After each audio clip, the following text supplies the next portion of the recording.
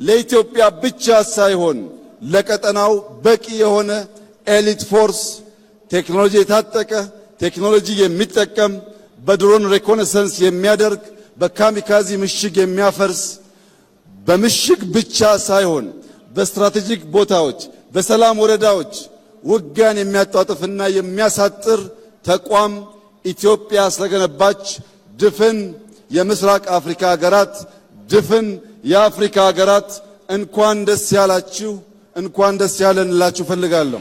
ጠቅላይ ሚኒስትሩ መተው ደርሰው እስከሚመለሱ ድረስ በርካታ ቁጥር ያላቸው ሄሊኮፕተሮች በሰማይ ላይ ታይተው እንደነበር በከባቢያችን ሽብር እንዳይፈጠር ነው።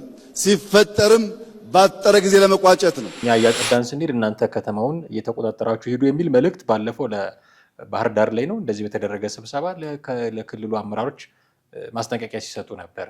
ስለዚህ ይሄ የልዩ ዘመቻዎች እዝ ያከበረው በዓል ላይ የታየው የከተማ ውጊያ ፋኖን ያስደነግጠው ይሆን ብዬ ከሶማሌ ጫፍ እስከ ምጽዋ ጫፍ በባህር የሚያጋጥሙ ሽብሮችን ወንድም ህዝቦችን ደግፈን ሽብርን ለማስቀረትና ልማት ብልጽግናን በቀጠናችን ለማረጋገጥ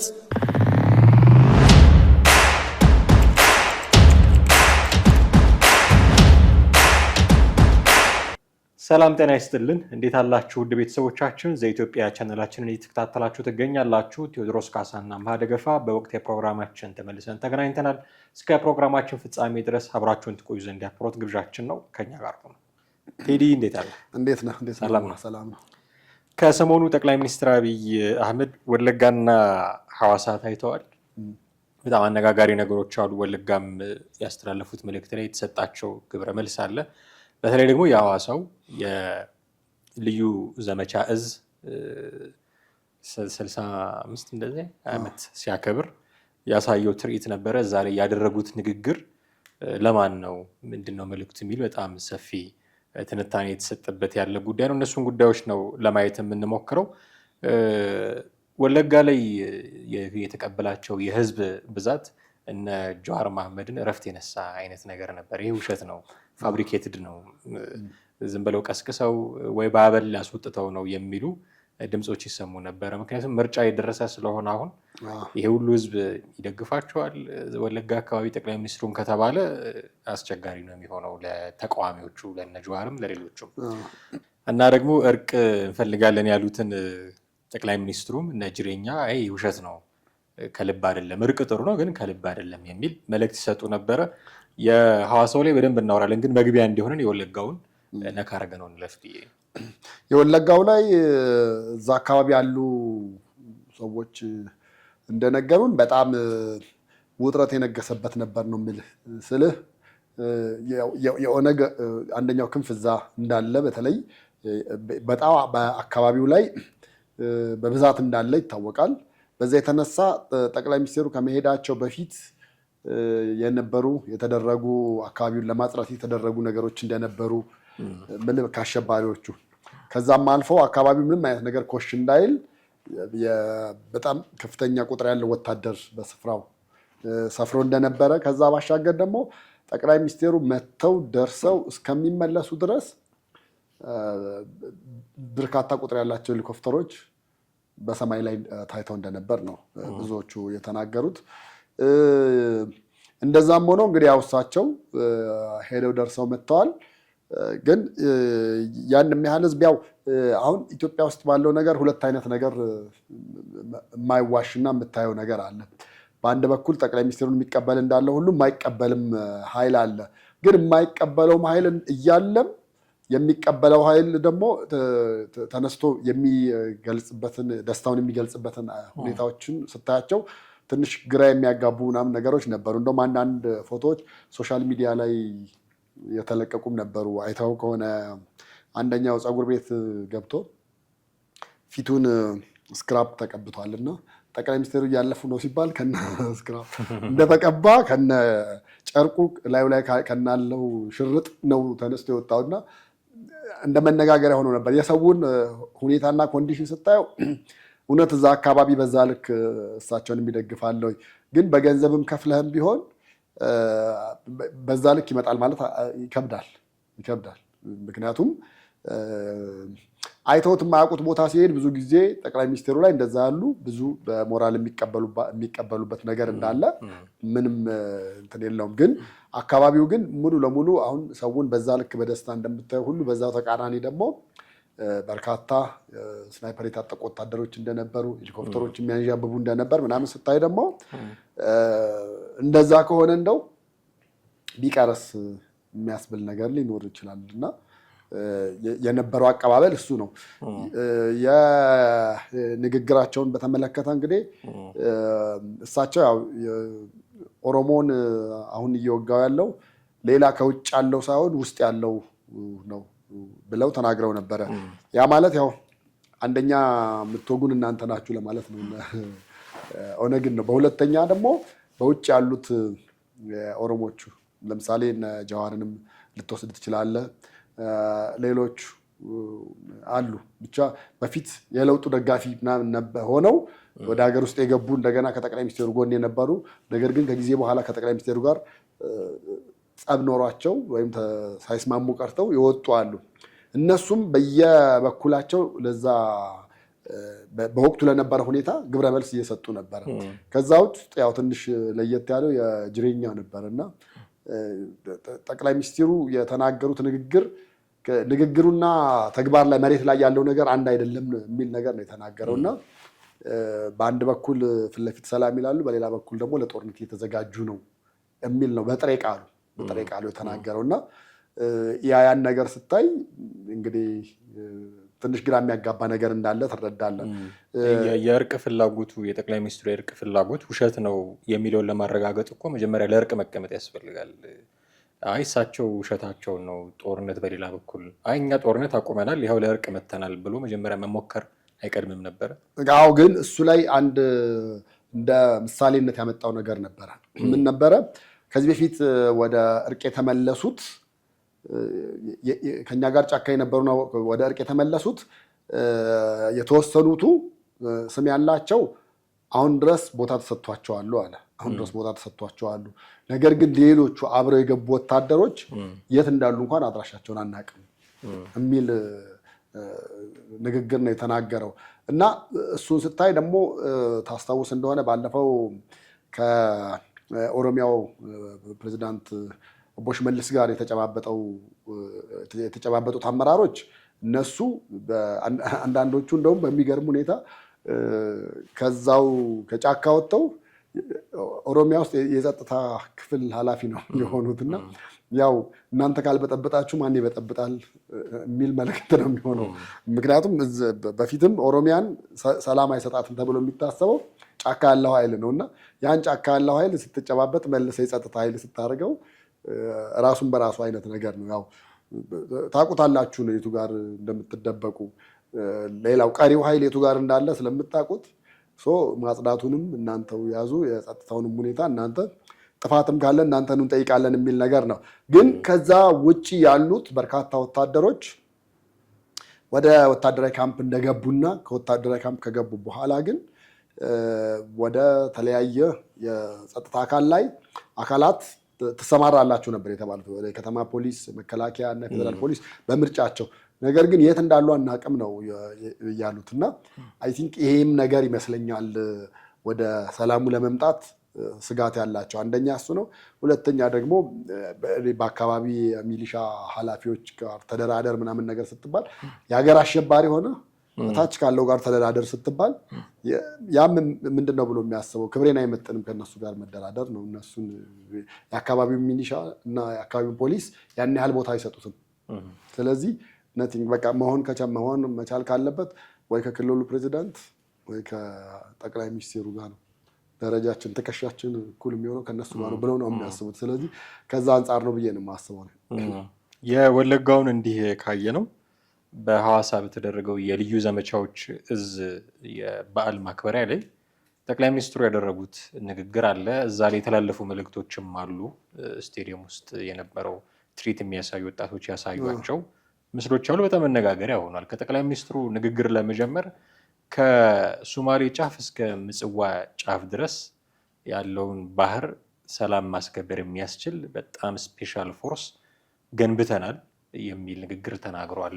ከሶማሌ ጫፍ እስከ ምጽዋ ጫፍ በባህር የሚያጋጥሙ ሽብሮችን ወንድም ህዝቦችን ደግፈን ሽብርን ለማስቀረትና ልማት ብልጽግናን በቀጠናችን ለማረጋገጥ ለኢትዮጵያ ብቻ ሳይሆን ለቀጠናው በቂ የሆነ ኤሊት ፎርስ ቴክኖሎጂ የታጠቀ ቴክኖሎጂ የሚጠቀም በድሮን ሪኮነሰንስ የሚያደርግ በካሚካዚ ምሽግ የሚያፈርስ በምሽግ ብቻ ሳይሆን በስትራቴጂክ ቦታዎች በሰላም ወረዳዎች ውጊያን የሚያጧጥፍና የሚያሳጥር ተቋም ኢትዮጵያ ስለገነባች ድፍን የምስራቅ አፍሪካ ሀገራት ድፍን የአፍሪካ ሀገራት እንኳን ደስ ያላችሁ እንኳን ደስ ያለን እላችሁ ፈልጋለሁ። ተቋም የምንገነባው ኤሊት ፎርስ የምንገነባው በቀጠናችን በከባቢያችን ውጊያ በቀጠናችን በከባቢያችን ሽብር እንዳይፈጠር ነው። ሲፈጠርም ባጠረ ጊዜ ለመቋጨት ነው። የገነባነው ኃይል ከኢትዮጵያ ውጪ ባሉ ዓለም አቀፍ ስምሪቶች ስመጥር ተግባራት ሲፈጽም እንደኖረው ሁሉ በዚህም ዘመን ያንን ታሪክ የሚደግም የቀይ ቦኔት ክብር የገባው ለባንዲራ ክብር ለሀገር ክብር ለሀገር ነጻነት ራሱን የሚሰዋ በአእምሮም በአካልም የበለጸገ ቴክኖሎጂን የሚያጫውት የሚጠቀም ውጊያን የሚሰራ የሚጨርስ ኃይል ስለገነባን የመከላከያ ኃይላችን የኢትዮጵያን ነጻነት የአፍሪካን ሰላም ዛሬም እንደ ትናንቱ የሚያስከብር አስተማማኝ ኃይል መሆኑን ዛሬ በድጋሚ ከሐዋሳ ለመላው ሕዝባችን ለማብሰር እፈልጋለሁ። ሐዋሳ የፍቅር የሰላም የደስታ ከተማ ብቻ ሳይሆን የኢትዮጵያ ራዕይ የሚፈልቅባት የሚነገርባት ከተማ መሆኗ ይታወቃል። በዚህች ከተማ ዛሬ ለመላው የኢትዮጵያ ሕዝብ ማረጋገጥ የምፈልገው የኢትዮጵያ ብልጽግና ይረጋገጣል። የኢትዮጵያ የአፍሪካ መሪነትና ምሳሌነት ይረጋገጣል። ልጆቻችን ድህነትን ታሪክ አድርገው ለመላው አፍሪካ ኩራት የሆነች ኢትዮጵያን እናስረክባቸዋለን። ይህ ግን በዋዛ ፈዛዛ ሳይሆን ላባችን አንጠፍጥፈን ደማችን አፍስሰን አጥንታችንን ከስክሰን ኢትዮጵያን እንገነባለን። ሲዳማን እንገነባለን። ሐዋሳን እንገነባለን። አፍሪካን እንገነባለን። የሐዋሳ ከተማ ነዋሪዎች ምርጥ ከንቲባ አግኝተናል።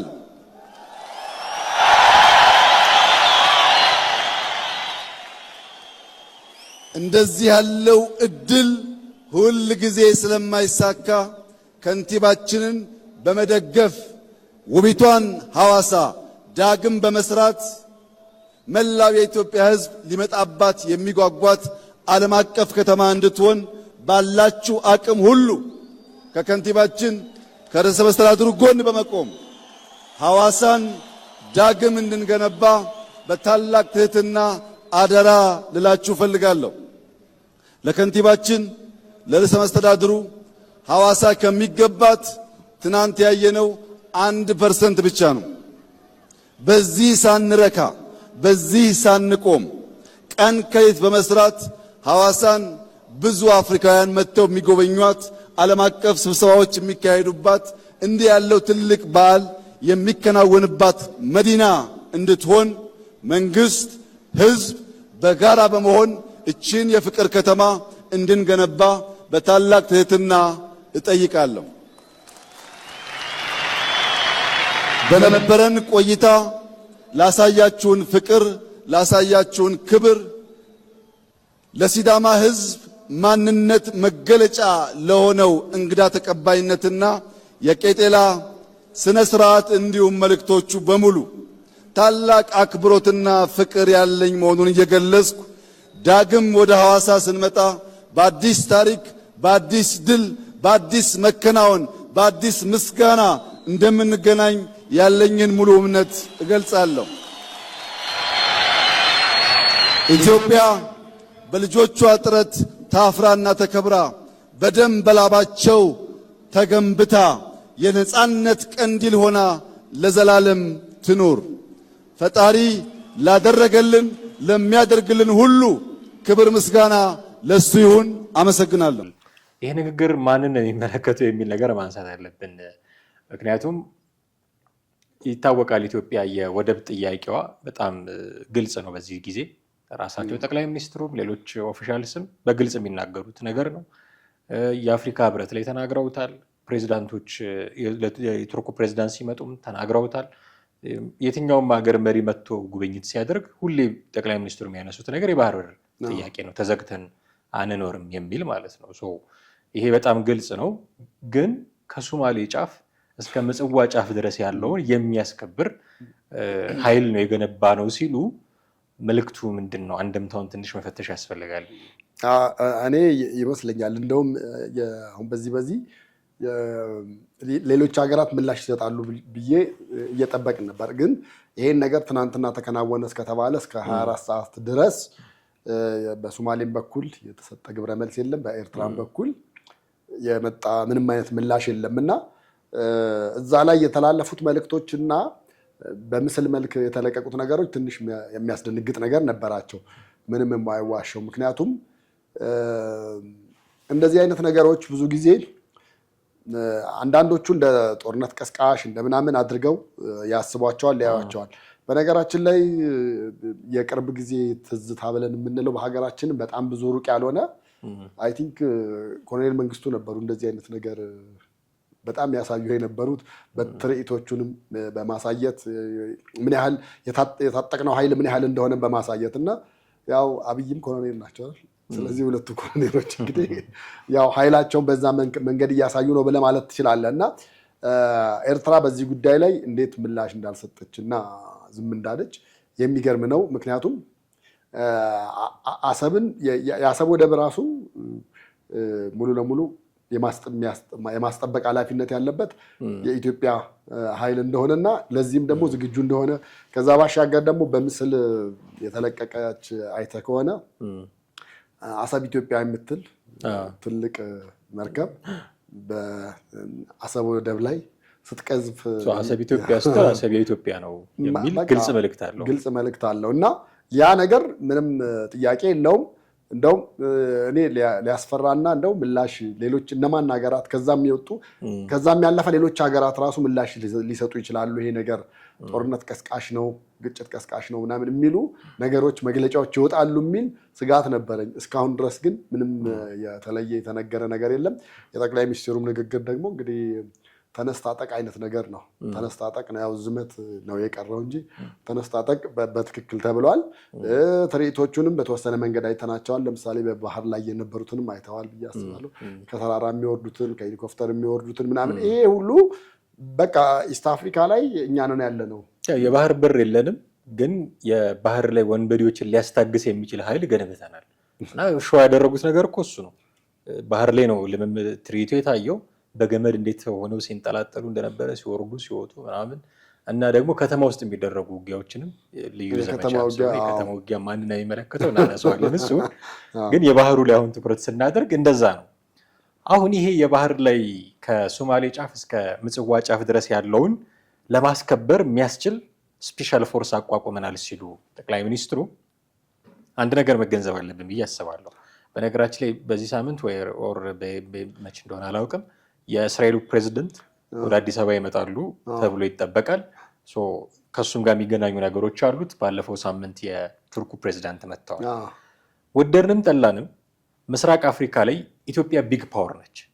ይህንን ማንም ዲኒያ ሊያደርግ የሚችል ያለ አልመሰለም። ምናልባት ዲፕሎማቲካሊ ኬንያ ትንሽ አድቫንስ እያደረገች መታ ይሆናል፣ አላውቅም። ኬንያ ለምን አድቫንስ አደረገች? የራሳቸው የምዕራባውያኑን ሴራ ሊኖር ይችላል። ቅኝ የገዟት ነች፣ በእነሱ ቁጥጥር ስር እንድትሆን ትፈልጋለች። አድቫንስ ብታደርግ አይደንቅም ከተወሰነ ጊዜ በኋላ። አሁን ግን ያንንም የዲፕሎማሲውንም ነገር መልሳ እያመጣች ነው ኢትዮጵያ።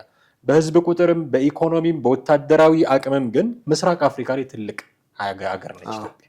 ይሄ ትልቅ ሀገር ሶማሌ ውስጥ ገብቶ አገሩን ሶማሌ ነው ኮት እዛ ገብቶ አልሻባብን ማስታገስ የቻለ ኃይል ነው።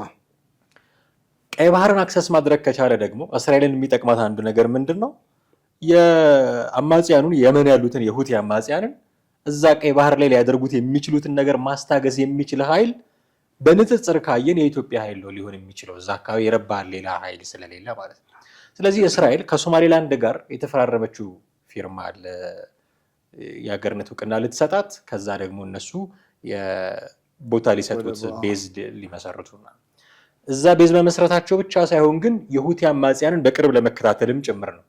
የሁቲ አማጽያንን በቅርብ ለመከታተል ሙሉ ጊዜዋን እስራኤል እዛ ላታጠፋ ትችላለች። ኢትዮጵያ የምትባል ትልቅ ኃይል አለች ምስራቅ አፍሪካ ላይ። ስለዚህ የቀይ ባህር አክሰስ ካገኘች ኢትዮጵያ ያንን ቦታ በመቃኘት የሁቲ አማጽያንን ልታስታግስላት ትችላለች። ለዚህ ብለው ነው የእስራኤሉ ፕሬዝዳንት አዲስ አበባ የሚመጡት የሚል ትንታኔ የሚሰጥባቸዋል። ስለዚህ ከሶማሌ ጫፍ ምጽዋ ጫፍ ድረስ ሲሄድ የጠቅላይ ሚኒስትሩ ንግግር የሁቲ አማጽያንንም ጭምር ለማስታገስ ኃይሉ አለን፣ ስፔሻል ፎርስ አለን። ይሄ ለነ እስራኤል ጥሩ መልእክት ነው። ኢቭን ለነ አሜሪካም ጥሩ መልእክት ነው። ያ እንደምታውቀው ትልቅ የንግድ መተላለፊያ መስመር ስለሆነ አንድ እሱ በል። ሁለተኛ የቱርኩ ፕሬዝዳንት መጥተው የ1 ቢሊዮን ዶላር የንግድ ስምምነት ተፈራርመው ሄዱት።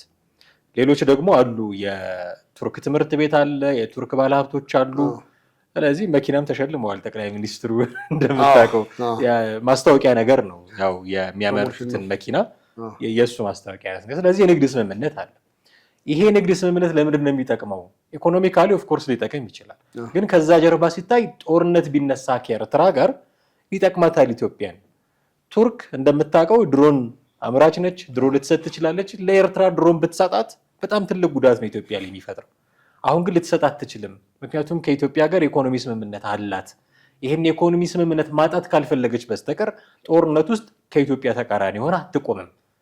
እንደነዚህ አይነት ዲፕሎማሲያዊ ድሎች እያመጣ ያለ አመራር እየሆነ ነው አሁን ያለው የጠቅላይ ሚኒስትሩ የሚሉ ደግሞ ሌሎች ግምገማዎችም ይሰማሉ። ስለዚህ አሁን ከሶማሌ ጫፍ ምጽዋ ጫፍ ድረስ ያለውን ስፔሻል ፎርስ ስትገነባ የእስራኤሉን ፕሬዝዳንት ስትጋብዝ የቱርኩን ፕሬዝዳንት ስትጋብዝ አፍሪካ ህብረት ላይ ወጥተህ ቀይ ባህርን እንፈልጋለሁ ስትል በወታደሩም በዲፕሎማሲውም በኩል ምን ያክል እየጠነከርክ እንደመጣህ ማሳያ ነው ማለት ነው። አሁን ሶማሌዎች ሊደነግጡ ይችላሉ በዚህ ንግግር። ሶማሌላንድን እውቅና ልትሰጥ ትችላለች ኢትዮጵያ ብለው። ምክንያቱም የጠቅላይ ሚኒስትሩ ንግግር ሞር ለእስራኤል ይጠቅማል። ለእስራኤል እዛ አካባቢ ላላት ፍላጎት ይጠቅማል። ለእስራኤል ከጠቀማት እስራኤል ደግሞ የአገርነት እውቅና ስለሰጠች ነው ሶማሌላንድ ልትሰጥ ትችላለች የሚል ፍርሃት በሶማሌዎቹ ዘንድ ሊነሳ ይችላል። ይሄንን ልትሰጥ ትችላለች የሆነ ጊዜ ተስማምተው ነበረ ታስታውሳለህ። በዚህ መካከል የተፈጠረውን በኢትዮጵያና በሶማሊያ መካከል የተፈጠረውን ችግር ያረገቡት ረሲብ ጣይብ ኤርዶሃን ናቸው። አዲስ አበባ ነበሩ። ከጠቅላይ ሚኒስትሩ ጋር ወዳጅ ናቸው። አሁን ባለው ሁኔታ ቅድም እንዳልኩት የንግድ ስምምነት ተስማምተዋል። ስለዚህ መጥተው ዳግመኛ ሊያደራድሩ እንኳን ቢሉ ኢንፌቨር ኦፍ ኢትዮጵያ ነው የሚያደራድሩት ማለት ነው። ኤርትራዎች ሊሰጉ ይችላሉ። በዚህ ምጽዋ ተጠቅሳለች። አሁን አሰብ ብቻ ነበር የምንለው ምጽዋ ጫፍ ድረስ ማለት ጀምረናል። ስለዚህ ኤርትራዎችም መስጋት ይጀምራሉ ማለት ነው። ይሄ ንግግር እዛ አካባቢ ቀጠናው ላይ ያሉትን ሁሉንም ሀገራት የሚመለከት ነው ማለት ነው። በነገራችን ላይ የቱርክና የኢትዮጵያን ግንኙነት ስታስብ መጀመሪያ የሚጀምረው ከየቱ ጋ ነው ብለህ ብትል ከትግራዩ ጦርነት በፊት የነበረው ነው። ምክንያቱም ኤርዶዋን ላይ የመፈንቅለ መንግስት ሙከራ ተደርጎ ነበር። የመፈንቅለ መንግስት ሙከራ ያደረገው ኃይል ደግሞ በተለያዩ ሀገራት ገንዘብ ሊያገኝባቸው የሚችልባቸው የተለያየ ተቋማት ነበሩት። ኢትዮጵያ ውስጥም አንድ ተቋም ነበረው። ያ ተቋም በትምህርት ቤት ደረጃ ነበር ያለው። የዛ ትምህርት ቤት ተማሪዎች ብዙዎቹ ያው በዶላር ነው የሚከፍሉት። ግን ተቃዋሚ ስለሆነ ይሄንን ኢትዮጵያ አሳልፋ እንድትሰጥ ኤርዶዋን በተደጋጋሚ ጠይቀው ነበር። ከዛ በኋላ ምንድነው የተደረገው? ከተቃዋሚዎች ነጥቃ ለኤርዶዋን አሳልፋ ሰጠች ኢትዮጵያ። ይሄን በምትሰጥ ጊዜ በምትኩ ምንድነው የምትፈልጊው? የጦር መሳሪያ ነው ወይንስ ብር ነው ሲባል አሁን በአሁኑ ወቅት ብር ቢሰጠኝም መልሼ የምገዛው የጦር መሳሪያ ስለሆነ ድሮኖችን ነው። ከዛ በኋላ የትግራይ ጦርነት በጣም በቀላሉ ተካሄደ ብለህ የምትለውና የፌዴራል መንግስት እንዲያሸንፍ ቀኝ እጅ ሆነው አንደኛው የኤርዶዋን ነው ማለት ነው። ስለዚህ አሁን ኤርዶዋን ወደፊትም ይሄ ነገር እንዲቀጥል ነው የሚፈልጉት። ቱርክ በዚህ መንገድ ከዚህ በላይም ከኢትዮጵያ ጋር ስምምነት ማድረግ ምክንያቱም ከኤርትራ ጋር ስምምነት ብታደርግ የምታተርፈው ምንም ነገር የለም፣ የተለየ ነገርም የለውም። ምናልባት በሁለቱ መሐመዶች መካከል የዱባዩና የዩናይትድ አረብ ኤምሬቱ የሁለቱ መሐመዶች ጸብ ውስጥ ኤርዶዋን ምናልባት ልዩ ፍላጎት ይኖራቸው አይኖራቸው የሚታወቅ ነገር የለም እስካሁን አሁን እስካለው ነገር ማለት ነው። አሁን እስካለው በኋላ ግን ምናልባት ይሄ ፍላጎት ሊመጣ ይችላል። የሁለቱ መሐመዶች ጸብ በአረብ አካባቢ ያለውን እኔ በልጥ የሚለውን ነው። አንደኛው ኃይል ኢትዮጵያን ይረዳል፣ አንደኛው ኃይል ኤርትራን ይረዳል። አንደኛው ኃይል ሱዳን ይረዳል፣ አንደኛው ደግሞ የሱዳን ተገንጣዩን ኃይል ይረዳል። እንደዚህ በመከፋፈል አይነት ነገር ስላለ ምናልባት የኤርዶዋን ጉዳይ ከዚህ ጋር የተያያዘ መሆን አለመሆኑን ማጤን አንድ ነገር ነው። ነገር ግን አሁንም ለምሳሌ የኛው ጠቅላይ ሚኒስትር ተደጋጋሚ ዱባይ ይሄዱ ነበር። መጀመሪያ የዱባዩም ደግሞ ይመጡ ነበረ እና የምትፈልገውን ብር በረከቦት በቆሎ ማፈሻ ሳይቀር ልሰጥህ እችላለሁኝ አይነት ነገር ነበር የነበረው። በኋላ ግን የአቋም ለውጥ ሲሆን የኛው አስተላለፍ ወዴት ሆነ? ወደ ቱርክ ደግሞ ዞረ ማለት ነው። ከቱርክ ጋር ያለው ስምምነት በዛ መንገድ ከቀጠለ ቱርክም የራሷን የሆነ ጠቅላይ ሚኒስትሩ ማነው በተለይ ኤርዶዋን የሚኖርበትን እንትን ኢትዮጵያ ልታስታግስለት ስለምትችል በዛ ይቀበለዋል። የኤርዶዋንም በዚህ መልኩ ካየን የእስራኤል መምጣት ግብፅን የበለጠ የሚያናድድ የሚያንጨረጭር ብዙ ነገሮች ይኖሩታል። ምክንያቱም ግብፅ የሆነ ነገር ኮሽ ባለ ቁጥር ከፍልስጤማውያን ጎን በመሆን እስራኤልን የምታበሳጭበት ወይ ደግሞ እስራኤልን የምታናድድበት ነገር ነበር። በቀይ ባህርም ዙሪያ ግብፅ የበላይ ሆና መቀጠል ትፈልግ ነበር። አሁን ግን እስራኤል ምንም የትኑ ያክል ርቀት መሄድ ሳያስፈልጋት ሳይጠበቅባት ከኢትዮጵያ ጋር በሚኖራት ግንኙነት ብቻ አንደኛ አንተ እንዳልከው አካባቢውን ሰላም ማስከበር ትችላለች። ሁለተኛ የግብፅን መስመር እንደፈለገው ለመቆጣጠር ኢትዮጵያን መያዝ በቂ ሊሆን ይችላል። ኤርትራ ጋር ያለው ያን ያህል አሁን ኤርትራ ከብዙ ዓለማት ከብዙ ሀገራት ጋር ያን ያክል በዲፕሎማሲው ጠንካራ የሆነ ግንኙነት የላትም። በዚህ በጣም ደካማ ናቸው። ከብዙ ሀገራት ጋር ኢቭን ከጎረቤት ሀገራት ጋር እንኳን ኖ ዋር ኖ ፒስ አይነት ነገር ነው ያለው ሁኔታ እንጂ የተሻለ ነገር ምንም ነገር አታይም። ሰውየው በዲፕሎማሲ በጣም የሞተ ነው። በጣም ብዙ እንቅስቃሴ አያደርግም ከጎረቤት ሀገራት ጋርም ከሌሎች ሀገራት ጋር። በዚህ የተነሳ ምንም አይነት ነገር ቢመጣ ምናልባት ጥቅማቸው የተነካ ሀገራት ሊመጡና ከኢትዮጵያ ጋር ግጭት ሊፈጥሩ ይችላሉ እንጂ ከዛ ውጭ ግን ጥቅማቸው ያልተነካ ከሆነ ብዙም ያን ያክል ኤርትራን ደግፈው በዛ መንገድ ሊሄዱ የሚችሉ የሉም። ስለዚህ ሶማሌ ውስጥ የሚኖረውን የወደቡንም ሌሎቹንም ነገሮች ኢትዮጵያ በበላይነት ከያዘች ከተቆጣጠረች በእርግጠኝነት እስራኤል ባለችበት ሆና በሪሞት ኮንትሮል የማዘዝን ያክል ቀላል ነው የሚሆንላት። ነገሮች በጣም ቀላል ነው የሚሆኑትና በዛ መንገድ ለመጠቀም ለእስራኤል በነገራችን ላይ ያው ኢትዮጵያ ውስጥም አሁን ብዙ ጊዜ ፈላሻዎች ወይ ደግሞ ቤተ እስራኤላውያን የምንላቸው ጋርም የደም መዛመድ የደም መጋመድም ስላለ ከሌላው በተሻለ እንደውም ኢትዮጵያ ውስጥ ያለው ነገር አምባሳደሮቿ እዛ ያሉት ባለስልጣኖች አማርኛ የሚናገሩ በደንብ አቀላጥፈው እዚህ ያሉት አሁን የእስራኤል አምባሳደር በደንብ አማርኛ የሚናገሩ ናቸው። አበሻ ነው የሚመስሉት። በደንብ አማርኛ እዛም ደግሞ ሆነው የመንግስት መስሪያ ቤት ውስጥ የሚሰሩ አማርኛ የሚናገሩ አሉ። ጦር ውስጥ ሁሉ አማርኛ ቋንቋ የሚናገሩ አበሻ የሚመስሉ በመልክም በቋንቋም አማርኛ የሚናገሩ በጣም በርካቶች ናቸው። ይቀላል ማለት ነው። ያው ደም ከውሃ ይወፍራል በሚለው ግንኙነቱ ሊቀል ይችላል። የልዩ ዘመቻ በዓል ሲከበር ሾው ሲታይ ያየነው የባህር ላይ ብቻ አይደለም። የከተማ ውጊያ ላይም ምን ያህል የሰለጠኑ እንደሆኑ ሲያሳዩ ነበረ። እንግዲህ አሁን ከኤርትራ ጋር ብትዋጋ የከተማ ውጊያ አትዋጋ፣ ከሌላ ሀገር ጋር ብትዋጋ ድንበር ላይ ነው የምትዋጋው። ድሮኖች ናቸው ውጊያውን የሚወስኑት፣ ሜቢ ታንኮች ናቸው፣ የጦር አውሮፕላኖች፣ ሄሊኮፕተሮች ናቸው። አሁን ከረንትሊ ድሮን ነው በደንብ ውጊያውንም የሚወስነው። ድንበር ላይ ነው፣ ሜቢ በረሃ ሊሆን ይችላል ምናምን። ከዛ ከተማ ውስጥ የሚገባ ከሆነ አንዱ አሸንፎ የሆነ ቦታ ሊቆጣጠር ሲሄድ ሲያልፍ ነው የሚሆነው። የከተማ ውጊያ ከማን ጋር የምትዋጋው አሁን ከረንትሊ ከማን ጋር የምትዋጋው የሚለው ነገር መልስ የሚፈልግ ጥያቄ ነው። የኢትዮጵያ መንግስት መከላከያ ሰራዊቱ ራሱ ሽምቅም ብትለው ጉሬላ ፋይተርስ ናቸው አሁን ፋኖች በየዱር ገደሉ ያሉትና ደብረታቦርም ገባን ወረታም ገባን ሲሉ ከተማ ነው እየገቡ ያሉት። ይሄን የከተማ ውጊያ ለማስታገስ በቂ አቅም ፈጥረናል ነው እንግዲህ አሁን ትርጉሙም።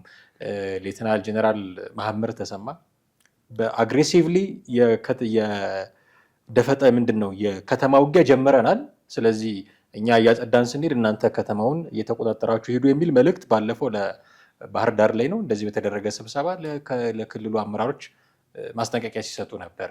ስለዚህ ይሄ የልዩ ዘመቻዎች እዝ ያከበረው በዓል ላይ የታየው የከተማ ውጊያ ፋኖን ያስደነግጠው ይሆን ብዬ ነው። እኔ ደግሞ ፋኖ ከተማ ውስጥ የትኛውን ከተማ ነው ተቆጣጥሮ ያለው? በጣም ጥቂት የተወሰነ የሚወራላቸውን ነው። ይገባል ይወጣል፣ ይገባል ይወጣል አይነት ነገር ነው። ከዛ ውጭ አብላጫው በጫካ ውስጥ ነው ያለው። ጫካ ውስጥና ተራራ ላይ ምናምን ነገር ነው ያለው። እኔ አሁን በዛ ረገድ ፋኖን ታርጌት ያደረገ ነው የሚል ግምትም እምነትም የለኝም። ምናልባት አንደኛ ህወሓትን ሊሆን ይችላል። ሁለተኛው ደግሞ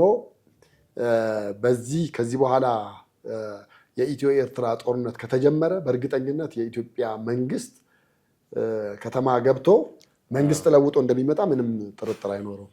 የመንግስት ለውጥ አድርጎ እንደሚመጣ በቃ ያ ነው የመጨረሻ እንደ መፍትሄ።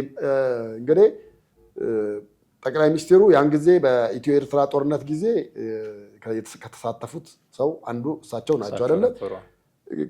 በወቅቱ የነበረው ከሚቆጫቸውም አንዱ እንደሚሆኑ አጠርጥር። በዚህ ምክንያት ሄደው ገብተው የመንግስት ለውጥ አድርገው መምጣት ሲገባ በቃ ተመለሱ ተብሎ መመለሱ ብዙዎቹን ያንገበገበ ነው። ጠቅላይ ሚኒስትሩ ደግሞ ያን የዛሬ 18 ዓመት ምናምን የተካሄደውን ነገር በጣም ይፈልጉት ስለነበረ ከሄዱ በቀጥታ የከተማው ውጊያም የከተማው ጦርነትም አይ ቲንክ ለዛ ነው ብዬ ነው የማስበው። ምናልባት አሁን ኤርትራ ውስጥ ትልቁ ችግር አንደኛ ይሆናል ተብሎ ስጋት ያለው አንደኛ ኢሳያስን ጠንካራ ተቃዋሚ አልገጠሙም እስካሁን ድረስ። ኢትዮጵያ ውስጥም አሉ ብለን የምትላቸው ሌላም ሀገራት ያሉት በሙሉ በጣም ብዙዎቹ ልፍስፍስ ተቃዋሚዎች ናቸው። በዛ ልክ አንተ መንግስትን መቃወም ስታስብና መለወጥ ስትፈልግ እኮ በጣም ጥንካሬ ያስፈልግሃል። እነዚህ በምቾትና በድሎት ከተማ ውስጥ የነበሩ ናቸው። ለምሳሌ በህወሓት በኢህአዴግ ዘመን የነበሩትን በቅርብ እንደውም እኛ እናገኛቸው ነበር። ለምን የትግራይ መንግስት ነው የህወሓት እንትን ይፈልግ ነበረ። እዚህ ያሉት የኤርትራ ተቃዋሚዎች ጠንካራ እንዲሆኑ ይፈልግ ነበረ እና ከውጭ ያሉ ዳያስፖራዎች የኤርትራ መንግስትን መለወጥ የሚፈልጉ ኤርትራውያን ኢትዮጵያ መጥተው ተሰብስበው ነበረ። ሲሰበሰቡ ዝግጅት ነበር። ከነዛ መካከል አንደኛው የሆነ ዶክመንተሪ እንዲሰራና የመጽሔት ዝግጅት እንዲደረግ ተፈልጎ ነበር። በቃ ተቃዋሚዎቹ እያደረጉ ያሉትን እንቅስቃሴ የተመለከተና የወደፊት ዓላማ የሚጠቁምና በመጽሔት ስራ አግዙን ብለው ነበረ እኛ ጋር አግኝተናቸው የነበረውና 22 አካባቢ ነበሩ የሚኖሩት። ሙሉ ግቢ ተከራይተው ነው። በየቀኑ ውስኪ ነው የሚራጩት። በየቀኑ በግ ፍየል ምናምን እዛ በአንድ ትልቅ ጓሮ ውስጥ ሆነዋል። ምንድነው በየቀኑ እየታረደ የሚበላ ነው። ትግል በዚህ መንገድ ነው ወይ አልናቸው። ትግል በዚህ መንገድ ነው። አይ የጦርነቱ ትግል ውስጥ ያሉ ሌሎች አሉ፣ እኛ የከተማዎቹን ምናምን አሉ እና በጣም ምቾት ላይ ያሉ ናቸው። ወደ ጦርነትም ወደ እዛም ሄደ ግቡ ያን ያህል እንኳን የፋኖን ያክል እንኳን ጥንካሬ የማታይባቸው የኦላን ያክል እንኳን እንደገና የግንቦት ሰባትን ያህል ግንቦት ሰባት አሁን እነ ብርሃኑ ነጋ በረሃ እስከመሄድ ጫካ እስከመግባት ደርሰው ነበር። የእነሱን ያህል ያልነበሩ ልፍስፍስ ናቸው ነው የምልህ። እና አሁንም ኢሳያስን እንደው አንስተህ ከሱ ስልጣን ለማን ላስረክብ ብለህ ብትል ለመረከብ ዝግጁ የሆነ ኃይልም ያለ አይመስልም። ዝም ብለህ የእሱን ህይወት አጥፍተህ ገለህ ያው ሲሞት የግድ የሚተካ ይኖራል። እንደዛም ከሆነ ደግሞ ምናልባት በሱ ዙሪያ ያሉ ሰዎች ናቸው ስልጣን ሊይዙ የሚችሉትና የኤርትራ ስጋት ያ ነገር ይሆናል ነው። ግን እኔ አሁን የታየው የከተማ ውጊያ ኤርትራን ገብቶ የመቆጣጠር የመያዝና ከዛ በኋላ መንግስት ለውጥ አድርጎ የመምጣት አንዱ እቅድ በኢትዮጵያ ውስጥ ስላለ ነው ብዬ ነው የማምነው። በጣም ጥሩ። እንግዲህ ለየትኛው እንደተዘጋጁ የሚያውቁት እነሱ ናቸው። ሁኔታዎች ሀፕን ሲያደርጉ የሚታይ ነገር ነው የሚሆነው። የሆነ ሆኖ ግን ጠቅላይ ሚኒስትሩ እንዲህ ያለ አነጋጋሪ መልእክት አስተላልፈዋል። መከላከያ ሰራዊቱም በዚህ ደረጃ አቅሙን እያሳየ ያለ ይመስላል። የጦር አቅምህን ማጠንከርህ ሁልጊዜ ከጦርነት መጀመር ጋር ተያይዞ ሲነሳ እሰማለሁ። ሰላም ሆነ ለመኖር ግን አሁን ባለው ሁኔታ የጦር አቅምህን ማጠንከር ወደኋላ የምትለው አይደለም። የሚፈራ የጦር አቅም ከገነባህ መጥቶም የተነኩስህ መጥቶም የሚደፍርህ ኃይል የለም። እሱን ለማሳየት ጥረት እየተደረገ እንደሆነ እኔ ያስባለሁ። እኔ ደግሞ ለጦርነት ብቻ ነው ብዬ ነው የማስበው። አለዛ ምን ልታደርግ ወታደር ትቀልባለህ? አሁን እኮ በመንግስት ልማት ሰራለሁ እያለ የሚሰበስበውን ብር እኮ ለወታደር የምታውለው ከሆነ ከፍተኛ ወጪ አለ እኮ በየዓመቱ። አሁን ብዙ ጊዜ የወታደራዊ የሚሊቴሪ ወጪዎች ብዙ ጊዜ ሴክሬት ነው የሚሆኑት፣ ሚስጥራዊ ነው የሚሆኑት። ምን ያህል ወታደር እንዳለ፣ ምን ያህል ሄሊኮፕተር፣ ምን ያህል እነዛ በሙሉ ኢቭን በጀቱ ራሱ አይታወቅም እስከ ቅርብ ጊዜ ድረስ። አሁንም ይታወቃል ማለት አይደለም።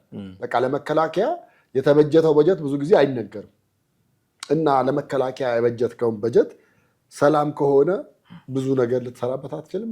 አይ ምን መሰለህ፣ ጠንካራ የጦር አቅም ካለህ የምትፈልገውን በጫና ብቻ ነው የምታደርገው። አንተ ተኩስ አይኖርብህም። ምክንያቱም የሚፈራ አቋም ካለህ ማንም መጥቶ አይደፍርህም፣ ማንም መጥቶ አይተነኩስህም።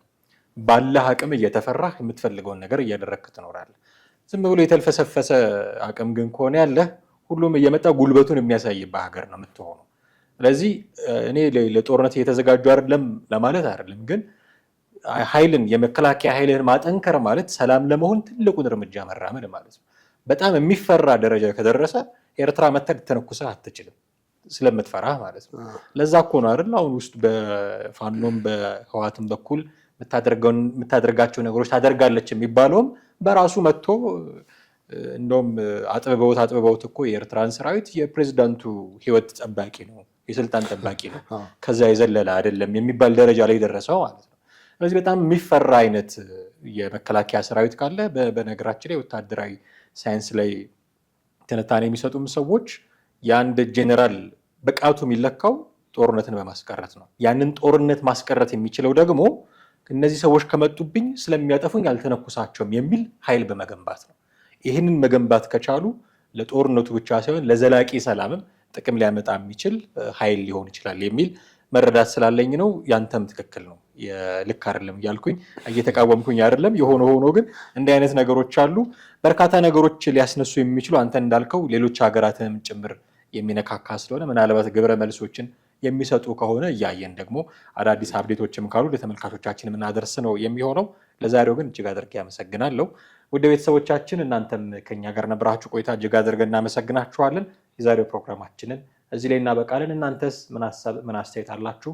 ብናውቅ ብትነግሩን ደስ ይለናል። በተለመደው መንገድ ልታደርሱን ትችላላችሁ። ቴዎድሮስ ካሳና ማህደገፋ ነበርን። ጤና ይስጥልን።